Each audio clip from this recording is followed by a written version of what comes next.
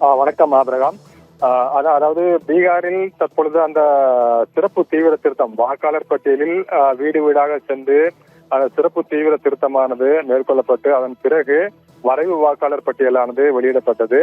அதில் தான் 65 லட்சம் வாக்காளர்கள் பெயர்கள் நீக்கப்பட்டிருந்ததுதான் சர்ச்சையானது.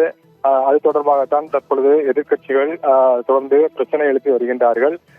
இந்த நிலையில்தான் இது தொடர்பான வழக்கு தொடர்ந்து உச்சநீதிமன்றத்தில் நடைபெற்றுக் கொண்டே இருக்கின்றது.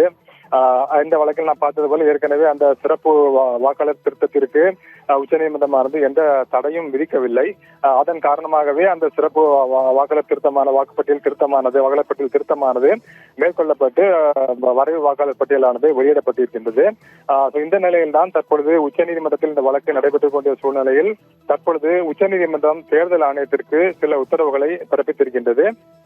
அதன்படி பீகாரில் அந்த சிறப்பு வாக்காளர் பட்டியல் திருத்தத்திற்கு பிறகு வெளியிடப்பட்டிருக்கக்கூடிய வரைவு வாக்காளர் பட்டியலில் இருந்து விலக்கப்பட்ட பெயர்களுடைய பட்டியலையும் அந்த பெயர்கள் நீக்கப்பட்டதற்கான காரணங்களையும் இணையதளத்தில் வெளியிடுமாறு தேர்தல் ஆணையத்திற்கு உச்சநீதிமன்றம் உத்தரவிட்டிருக்கின்றது.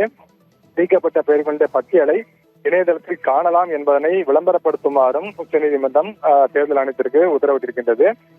அந்த வரைவு வாக்காளர் பட்டியலிலிருந்து நீக்கப்பட்ட 65 லட்சம் வாக்காளர்களுடைய மாவட்ட வாரியான விவரங்களையும் அவர்கள் என்ன காரணத்தை, அதாவது இறந்ததன் காரணமாகவா அல்லது இடம்பெயர்வு உள்ளிட்ட எந்த காரணத்திற்காக அவர்கள் அந்த பெயர்களானது நீக்கப்பட்டது என்பது தொடர்பாக ஒவ்வொரு நீக்கத்திற்கான காரணங்களையும் செவ்வாய்க்கிழமைக்குள், அதாவது 19ஆம் தேதிக்குள் வெளியிடுமாறு தேர்தல் ஆணையத்திற்கு உச்சநீதிமன்றம் உத்தரவிட்டிருக்கின்றது.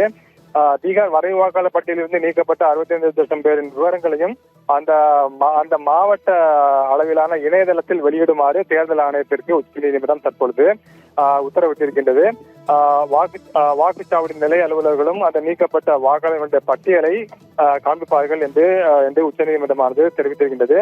மற்றொரு முக்கியமான ஒரு நகர்வாக அந்த ஆதார் அட்டை, ஏனென்றால் அந்த அடையாள சான்றுகளில் ஒன்றாக ஆதார் அட்டையை கருதவில்லை என்று தேர்தல் ஆணையம் கூறியிருந்தது. அதுவும் ஒரு பிரச்சனையாக மாறியிருந்தது.